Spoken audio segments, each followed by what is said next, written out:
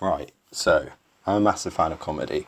As someone who lacks natural wit and comedic delivery, I've been scraping through social interactions with strangers and acquaintances for years by rehashing, or sometimes flat out repeating, lines from stand-up sets or sitcoms as my own, allowing me to be considered funny by people I barely know.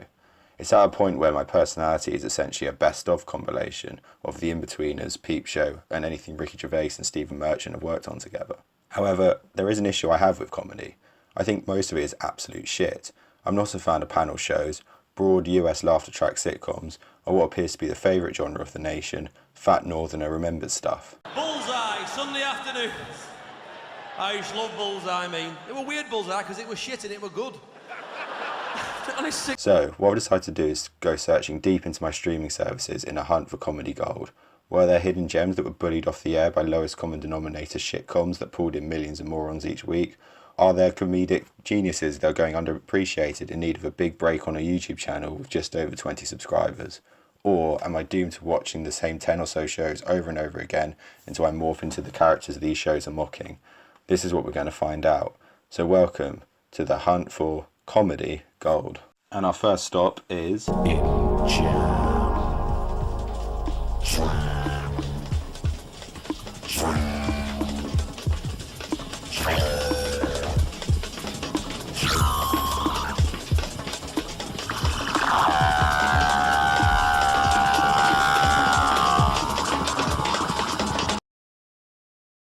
Jam is a dark and subversive sketch show that ran for one series in the year 2000 and was a TV adaptation of the show's creator, Christopher Morris's radio show Blue Jam. I'm a massive Chris Morris fan. Watching the day-to-day, and in particular Brass Eye for the first time, genuinely felt like a big part of my life. Until that point, the only satire I'd really been exposed to was the bland, safe, private eye, Guardian approved, look at the bad orange man type of satire. So to find something so daring, ahead of its time, and actually really funny was so exciting to me. Especially considering I was an edgy loser of a teenager who had just boarded the you can't joke about anything anymore train. He was unlucky enough to catch his virus from a blood transfusion, something he had no control over. I caught it from my boyfriend. Your boyfriend? From my partner, yeah. So you've got bad AIDS, not good AIDS? You got bad AIDS? Well, you caught it through your own fault. It's a drug abuse or a homosexual... Just a minute. I was also a massive fan of Four Lines, which he directed and co-wrote with Peep Show writers Jesse Armstrong and Sam Bain, and his other works such as his latest film, The Day Shall Come, and his sitcom Nathan Barley, which he wrote with Black Mirror creator Charlie Brooker, will no doubt feature on this series at some point. So when I discovered that he had a sketch show that, according to Wikipedia, had reviews that varied from the most radical and original television programme broadcast in years to adolescent, sick and self-indulgent, I was pretty convinced I was going to love it. Generally speaking, if someone had to apologise for it, I probably found it hilarious. So after a bit of searching, I sat down and entered the world of Jam. And my God, the stuff I found. Macadam, and find you creeping neath the blankets to snuggle close a mangle bird, hoping soon you too be freezer drawed. The words used to describe Jam are often dark, experimental and disturbing, but honestly I don't think any of those words do it justice. Jam is the most bold, offensive, challenging, creative, disgusting, surreal, brilliant, funny show that I've ever seen, and likely will ever see. I'm often guilty of making the typical gammon comment, you can't make shows like that anymore, about old sitcoms that were replayed on UK Gold nearly every day. However, with Jam, that statement is for once actually accurate. You can't make shows like this nowadays. I think the PC police, whoever they are, would actually lose their minds. Before I get into the content of the sketches, which touch on your classic comedic topics like suicide, abortion, infant death, mentally ill and child abduction, I need to go over some of the other oddities of Jam to help set the tone of what this show is. Every show begins with Morris reading a dark free-form poetry over some nightmarish montage, usually depicting a gory or haunting breakdown of someone, ending with the word jam being repeated in various distortions. I really cannot tell if they are carefully thought out works of art or Morris and his team going, this will freak him out, but anyway, they set the tone perfectly before each episode. All the credits for each episode of Jam were not shown at the end of the show, but instead uploaded to a now defunct www.jamcredits.com, and unusually for a show broadcast on Channel 4, had no ad break in the middle, supposedly at the request of Morris, so not to spoil the atmosphere. Also, while it was an adaptation of the radio show Blue Jam, this was taken to the extent that a lot of the time the audio was taken directly from the radio show, meaning that in some instances the actors have to lip sync their lines, which at times appeared very odd and made the show even more unsettling. The strangeness of Jam did not restrict itself purely to the TV show. but the 2003 DVD release itself is worth investigating. Intended to be a satire of DVDs themselves, it's full of numerous pointless Easter eggs and extras. For example, each episode has a normal version and a special version. Some of these special versions include a miniaturized version, a miniaturized moving version, a lava lamp version, a fast-forwarded version, the first 19 seconds of each episode version, and a fast-forward version by expanding to the old running time. I should have really bought a copy of the DVD to see this stuff for myself, but I'm, as established on this channel, not very good at this, so you're just going to have to take my word for it. Under extras, items mainly include additional copies of the original sketches with the odd deleted scene or rehearsal tape thrown in. There's also an Adam Buxton and Joe Cornish sketch entitled Goiter, which is a parody of Jam itself. There's also a link to undeleted scenes that when you follow it advises to take your DVD back to the shop and complain loudly and obnoxiously about the lack of undeleted scenes. If you wish to watch the show in surround sound, the DVD provided a link to an MP3 file on the website and advised the viewer play it from behind them as they watched. The file was just a mono recording of winds, thumps and distant artillery. The DVD was also littered with Easter eggs. For example, selecting Play All at Once from the Play All menu reveals a large red dot. By pressing the select button on your DVD remote when this is shown, you can see an audition for a deleted scene. At the end of episode 3, just before the Talkback Productions credit is shown, a dog's face is flashed up on screen for a few seconds, with the red dot. When the dot appears, pressing select will show a trailer for Morris's 2003 short film, My Wrongs, 8245-8249 and 117. So as you can probably tell, Jam is not your average TV show, let alone comedy sketch show. There's even an argument that it is a horror show with comedic moments as opposed to a comedy show with moments of horror. This isn't the first or last time that I'll make this point, but there's literally nothing else like Jam out there. It's not a case of, oh, you like Partridge, so you'll probably like The Office, or I've got this show I reckon you'll like about Jam. If someone recommends it to you as something they think you'll enjoy, then they have also probably alerted the police about the school shooting they're expecting you to commit. You find Jam like I did, through boredom of the current comedy trends and a bit too long on one of your idols' Wikipedia. I'm now going to go through each of the 6 episodes and find the good, the bad, and the very, very ugly world of Jam. You really don't get eased in with Jam. The first sketch is a couple asking a friend for help keeping a gay man away from their son. Currently the couple are making the dad shag the gay man to keep him busy, while the mum is dressing up as a prostitute and sleeping with her son without him realising it's her to make him keen on women, and they need their friend to fill in for the dad who is getting tired. Yeah, that's the level. I found it pretty funny anyway. My favourite sketch of the episode was either the one where the doctor diagnoses someone with symptomless coma and keeps them in the hospital for the rest of their lives, or the one where the man kills himself by throwing himself off the first story of a building 40 times instead of from the top in case he changes his mind. I thought it was a good episode, but the bit titled Robert Kilroy Silk Loses His Mind was particularly disturbing, as it was essentially just an old man running around harassing people naked to horrible distorted music, and the last sketch of the doctor is so painfully slow it's hard to watch. Oh yeah, and there's this sketch, which I won't ruin, but let's say it's got one of the darkest punchlines of all time.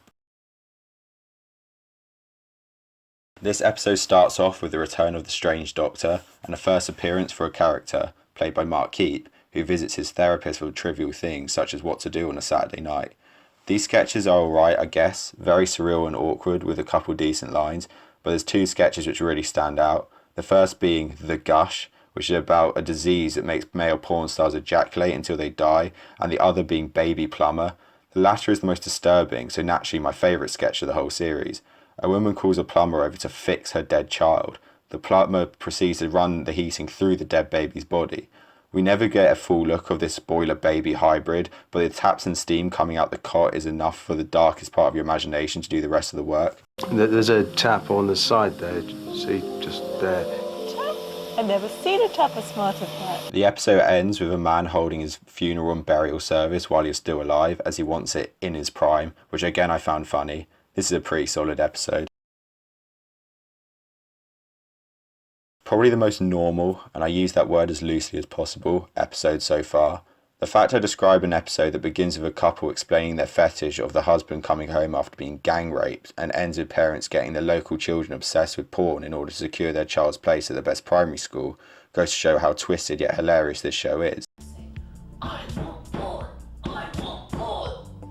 I want porn. I want porn.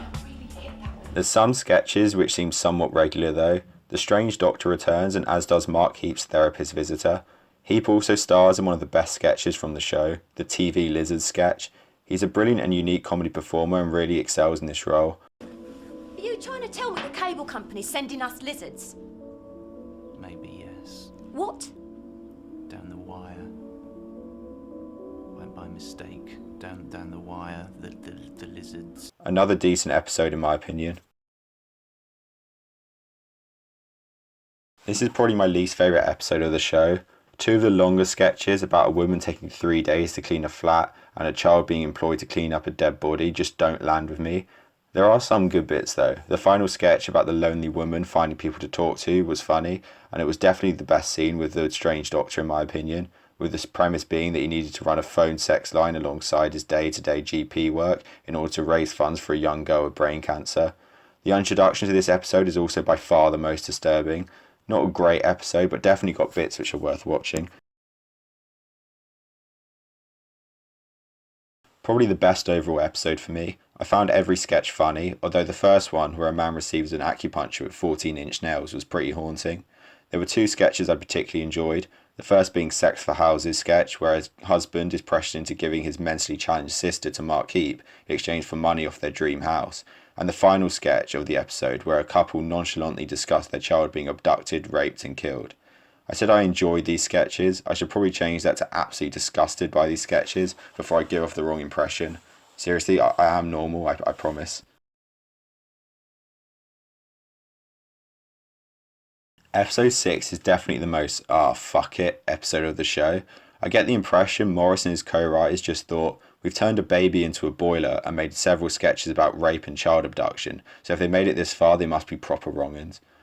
I wouldn't say there was anything outrageously offensive in this episode. There's one where a couple think their daughter is really a 40-year-old man, so have the cock and balls of a 40-year-old man sewed onto her, which I can't imagine will go down too well in the multi-gendered world we now live in, meaning that this one of course was the one I found the funniest.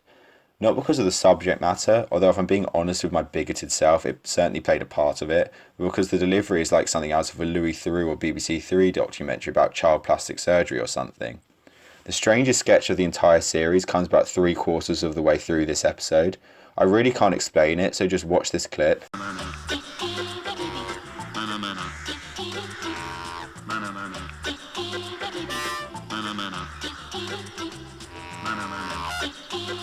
There's also a really horrible black and white sex sketch which goes on for way too long. Honestly, this sketch is the definition of you don't want someone to walk in while you're watching.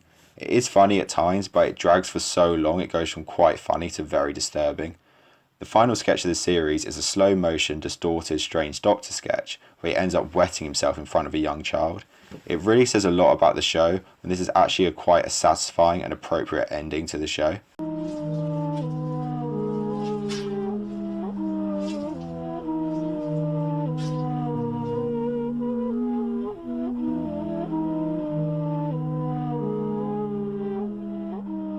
Overall, I think Jam is good. It's disturbing, offensive, and at times like an episode of sleep paralysis, but it made me laugh more regularly than most comedy shows do, so I guess I got to say I like it.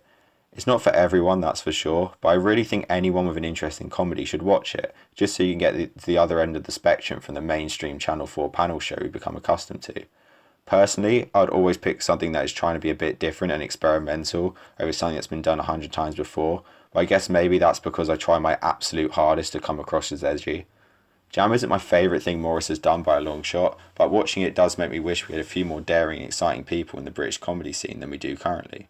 So that concludes the first video of what I hope will be a long-running successful series on this channel, but I'm aware it could easily be the one and only episode of the series.